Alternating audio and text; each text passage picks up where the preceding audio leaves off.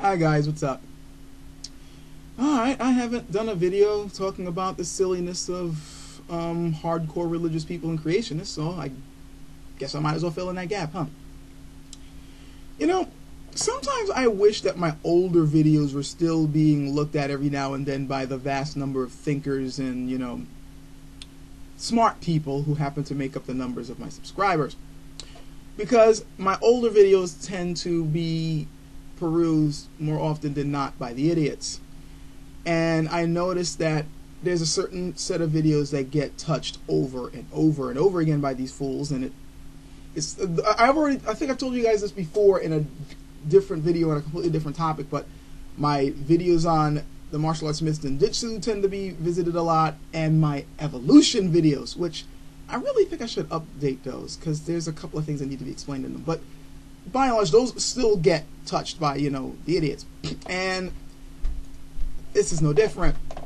I just recently got another comment, another dumb, stupid comment, because I've been getting a lot, guys. If you want a couple of really good laughs, you should go back and check out some of those videos and just check out the comment sections. They will have you rolling, especially if you're the type of person who actually, you know, works with logic and reason and knows how to debate. I get some really interesting freaking comments on there, and I'll show you this latest one. I don't want to read every single last one of them to you because I'll be here forever, you know, showing the stupidity of every single last one of them, and we don't have time for that, and I don't have time for that, and it's not like you guys want to see me ranting forever and ever. Here we go. This comment was put up by a guy called EvolutionLIE, and I love how they always assert these things without being able to prove them whatsoever. If you happen to be watching this, EvolutionLIE, or if any creationist idiots happen to be watching this, evolution happens to be the most tested theory in science because people like you won't leave it alone. The theory of gravity, the theory of electromagnetism, string theory, these particular theories, by the way, which a lot of people accept, especially the first couples that I mentioned, aren't nearly as tested as evolution is. But you think evolution is the one with the weakest links, but you don't question that, oh, we got a law about how gravity works, or we have something on, you know, how electromagnetism works. You guys don't contend that one at all. Kind of odd. So if you're going to say it's a lie, you need to prove it. You haven't been able to do it yet. Proof is not asserting that you believe in God. That's not proof. This is what the guy wrote. Unfortunately, the poor sap who believes in evolution doesn't have the brain capacity to understand the greater ramifications of such a belief. In a nutshell, if you truly, earnestly, honestly believe you are the descendant of a sea slug or stardust, your opinions or beliefs are utterly worthless, since if your existence is mere chance and your fate is death, well, your life only has any worth if you fabricate a fanciful story in your head. But the sorry evolutionist is not a thinker. You guys paid attention to what I just said, right? That statement itself proves that the guy who wrote it himself is far from a thinker. He's somebody who just wanted to find some way to philosophically loop himself back into his stupid beliefs again. Let's re-examine what he wrote. He's saying, in a nutshell, if you truly, earnestly, and honestly believe you're the descendant of a sea slug or stardust, your opinion and beliefs are utterly worthless, since your existence is mere chance and your fate is death. So he thinks that our opinions and beliefs only have worth if we were created by an entity that wants us to grovel and pray to it and worship it forever and ever until the end of time, and that our life only has meaning if we devote our lives to this entity that created us over and over again. I never really understood that particular type of thinking. It almost makes me think that, okay, you really wouldn't be, you can liken it to this. We wouldn't be here if we weren't here for our parents. You know, our parents, if they had not, you know, had sex and conceived us, we wouldn't be here. So in a way, we were created also by our parents. Even if you're a Christian and like, we ultimately were created by God, yeah, but the conduit was through your parents. So you wouldn't be here if it wasn't for your parents. So does that mean that we need to grovel and worship our parents every single last freaking day till the end of time, regardless of how they treat us? Think about that for a second. But ultimately, what this guy is saying with this statement is that our lives have no worth whatsoever unless we were created by a being that defines our lives for us. This talks more about this person's fears rather than coming up with any proof whatsoever that a God doesn't exist.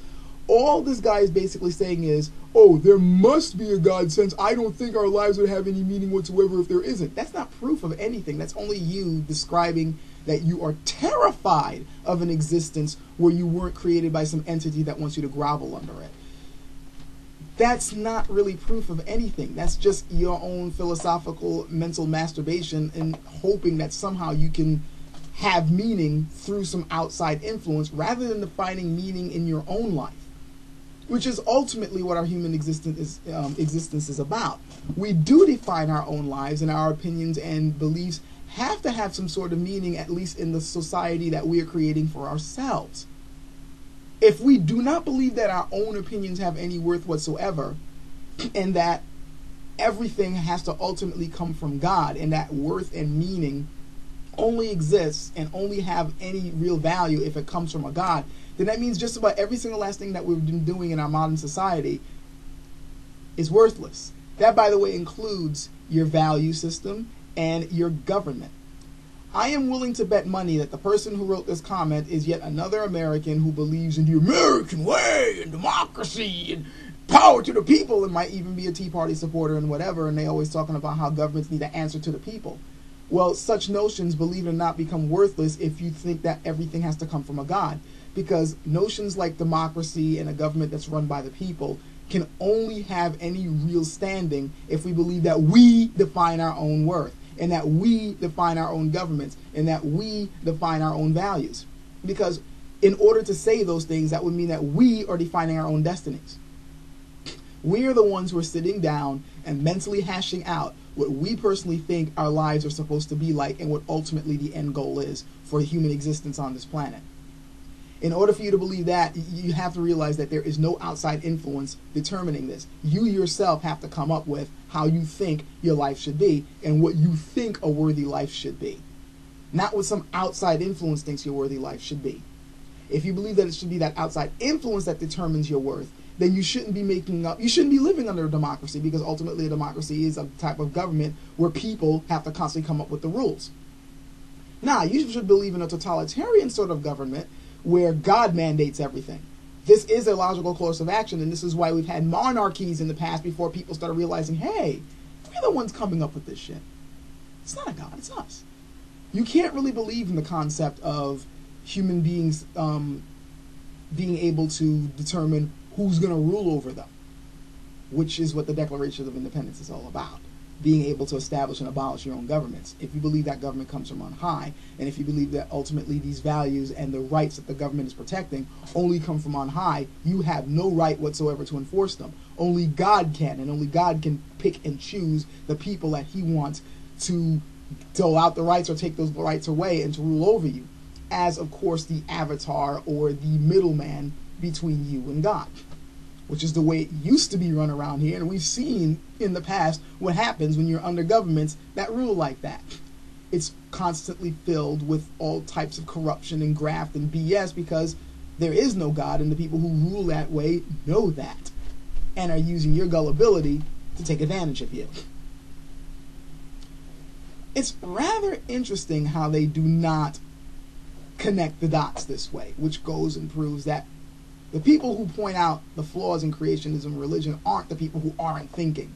It's not the people who believe in evolution who aren't thinking. It's the people who are working against it, who are fighting against it because they desperately want to hold on to an invisible sky daddy in order to give their life meaning.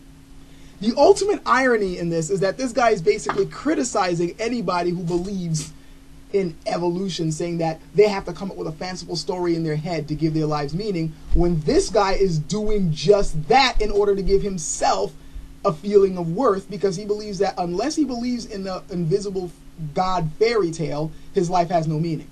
Not realizing that he could define worth and meaning himself. What's wrong with the concept of human beings coming up with their own values of worthiness? What's wrong in thinking that we cannot define our own value and also prove our worthiness to others through our words, our actions, our deeds, what we do for others on this planet? Couldn't that possibly have any worth to us whatsoever? You mean to tell me that it's worthless simply because some entity didn't create us for his own nefarious purposes? If it's that easy for me to shoot holes in your simple little stupid comment, then I think that it again proves that I'm not the one who isn't using the brain here. It's people like you, or any creationist who wants to start yelling and screaming about how effed up evolution is. Here's something else for you guys, just in case you want to say that it's the people who think, who support evolution, who aren't thinking. Your creationist way of life has not been supported by anybody in true academia, or anyone who has fully studied your theory versus the established theories in science. You guys have not been able to win in the educated circles yet, for a long time. Shouldn't that be a clue that maybe there's something wrong with what you believe? It would take thinking to realize that. It's always the same song and dance, isn't it? Catch you guys later.